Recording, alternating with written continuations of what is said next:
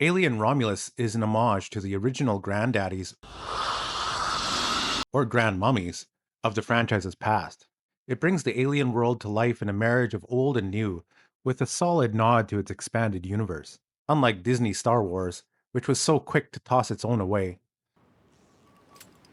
So much respect is paid to Alien and Aliens that it feels like a return to the world those movies created, just with more fleshed out details. And it's done in just the right way so as to expand upon the universe in a logical manner and not break the lore in a vain attempt to modernize the film. Quite the opposite, actually. Romulus wholeheartedly embraces this series' hallowed past and works the newer concepts into that vision of the universe rather than the other way around. I am the opposite of progress. The key word here is respect for the Alien franchise, its universe, and everything else that's gone before.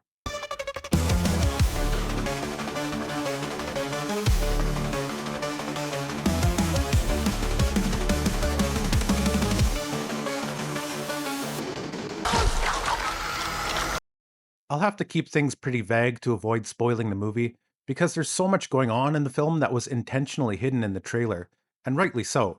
It's a rare thing now to have a trailer that doesn't lay out the entire film, but I'm glad Romulus opted for that approach. Anyway, starting with the setting, there's some terrific world building of the Alien universe going on here that fans of the franchise will appreciate. There are a lot of small details that are expanded upon that feel really organic, almost like they belong there the entire time, but we're just now getting to see them. We get to see what a colony world is like in full swing, just how dirty and depressing it is, and just how oppressive the Wayland Yutani Company is to the rank and file workers. All things that are touched upon in previous entries, but here you get to see it from a more immediate perspective, and it's as depressing and nasty as you might expect. We get to see more of how androids operate and some of how their programming works. We get a new spin on some older tech in previous movies. They aren't major changes, just further developments of existing ideas, and they make sense for the alien world, and in some cases help drive the plot forward. There are a lot of these little integrations in the film, and they don't feel out of place for the most part. There are one or two additions that left me scratching my head, but that was the nitpicky side of me, and I don't think they're really that detrimental. And of course, we get a lot of callbacks to the original two films, especially environment wise. From the lighting to the corridors to the CRT computer terminals, the sound effects, tech, etc. It's all there and it's done well. The atmosphere is suffocating, and the environments would be right at home in Aliens or Alien Isolation for that matter. Happily, it seems that the creators took inspiration from all of the best Aliens entries, as well as some of the comics, games, and novels, and integrated them into this film in an awesome realization of the Alien universe in its best form. They clearly know and understand the world. At times, Romulus feels a bit like Sevastopol Station, with announcements echoing through empty hallways and evidence of the previous occupants' lives upended all over the place, all while a silent menace stalks the corridors. Until all hell breaks loose, of course. Welcome to the Romulus space station. But with all of this recreation and extension of the original vision from the first two movies, there does come with it a slightly derivative feeling. It's odd. This is exactly what I want as a longtime Alien fan, but it does feel a little samey at times. But it's what I want in an Alien film. What's the matter, Pop? I'm confused. Overall, I think Romulus differentiates itself enough while retaining that same unsettling tone, tense atmosphere, and gritty kind of retro-futurism feeling from the originals. This is not Prometheus or Alien Covenant, for the most part. The characters are arguably the weakest part of the movie, a few of them anyway. The heart of the film is Rain and her brother, played by David Johnson, who I thought did a terrific job and kind of stole the show. His performance was nuanced and believable. He really sold the part. Rain, played by Kaylee Spaney, is also fantastic, turning in an emotional yet stoic performance as the movie demands. When I saw the trailer, I was worried she'd just be another Sigourney Weaver substitute, and she kind of is in a way, but she's played very differently for most of the film, so much so that she felt like her own unique character, not just Ripley 2.0, despite the movie leaning in that direction at times. The other characters felt kind of flat, sadly. There are attempts to give them some background and personality, but really you kind of don't care if they get killed or, more likely, are hoping to see them get offed in spectacular fashion. Some of the character behavior is also a bit random and over the top, kind of like in Prometheus, though not to such an extent. The tension, violence, and action in this movie are all excellent and what you'd expect in an alien film. I found myself hoping for even more extreme scenes a couple times when they were hinted at, but the movie didn't quite get there or shied away from it. But there was some creative violence going on here. Most of what was hinted at about the environment or technology ended up being used in a satisfying way that made sense, much to the film's strength. Nothing felt really arbitrary. The aliens themselves were done well and done justice, I think, but they did feel a little unthreatening at times. I'm not sure if it's because we've seen this concept play out so many times before, or if they weren't aggressive enough.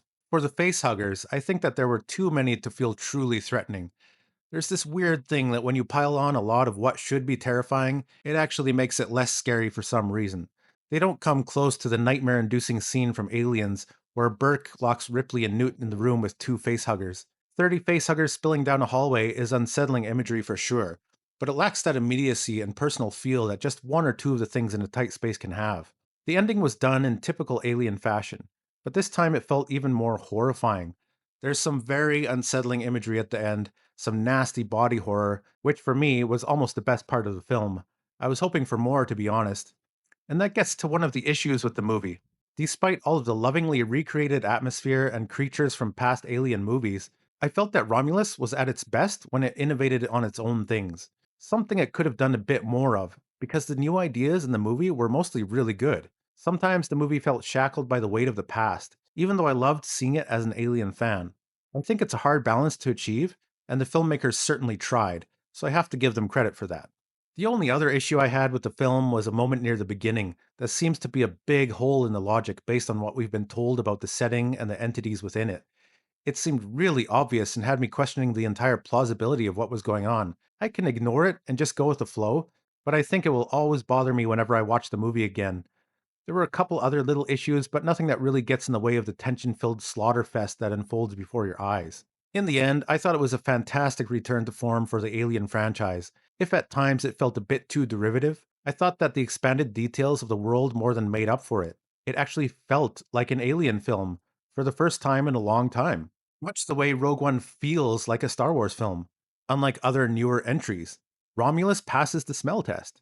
For those of you who love expanded universe material in novel, comic, or game form, Romulus is that. An expanded universe film that does a pretty decent job of paying respect to the movies and ideas that went before it. Romulus embraces all of the established lore and takes it just a step farther, digging at the details a little more so we can see a bit deeper into this fantastic world that kicked off in 1979 and has influenced pretty much every sci fi, horror, survival film, show, comic, and book out there. There's nothing like the Alien franchise, and this film earns a seat at the table, next to some of the finest entries in the series.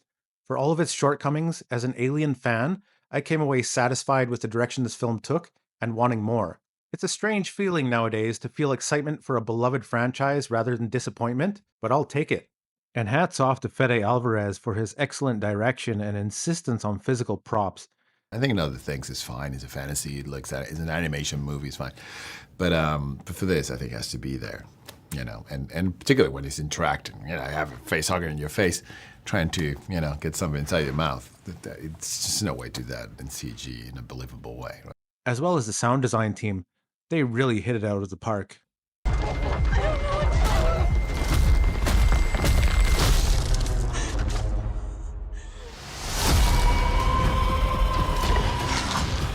Could Romulus be better? For sure. But what it does well. I'd give it an 8 out of 10. Now, if only they'd do a proper Alien vs. Predator film. Will we ever get to see Machiko Noguchi training to hunt aliens under the watchful eye of Broken Tusk?